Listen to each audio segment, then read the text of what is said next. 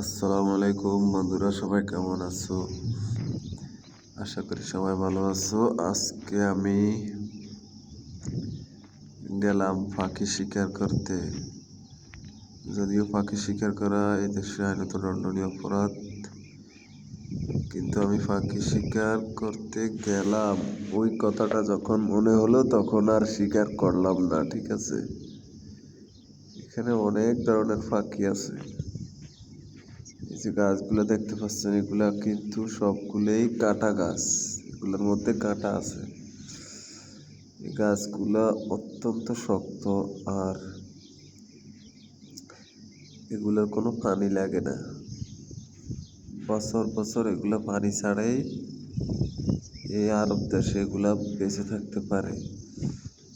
কিন্তু আর অন্যান্য গাছ যেগুলো আছে ওগুলোর মধ্যে পানি না দিলে 1 সপ্তাহ মরে যাবে, কিন্তু এগুলা মরে না। এগুলার মধ্যে বিভিন্ন প্রজাতির পাখি, অনেক বাসা মাটি থেকে দাঁড়িয়ে ধরা যায়। আমি ভাবলাম পাখি শিকার করবো আজকে। এখন সকাল 8:30 মতো বাজে,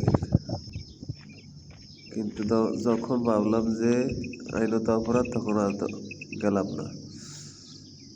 আরেকটি জায়গায় নিয়ে এলাম, খুব সুন্দর। দেখেন, একজনেরই এই বাগানটা কত বড়, একজনেরই।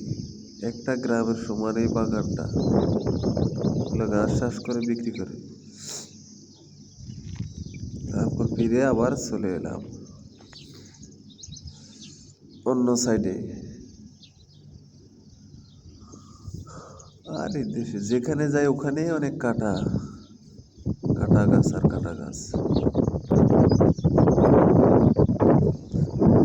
কত বড় বাগান এক মালিকেরই।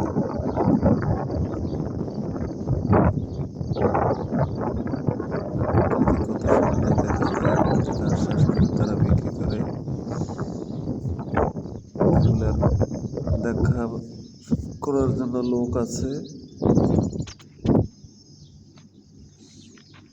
আমি ছোট্ট একটা ভিডিও আপনাদের জন্য নিয়ে এলাম। ভালো হোক খারাপ হোক, সবাই একটু হলেও দেখবেন। ঠিক আছে, একবার হলেও দেখবেন যে বিদেশে কি অবস্থা আর কি নমুনা কি আছে। দেখেন, জমিনগুলোর মধ্যে কোনো ঘাস নাই, সব মরে গেছে গরমে।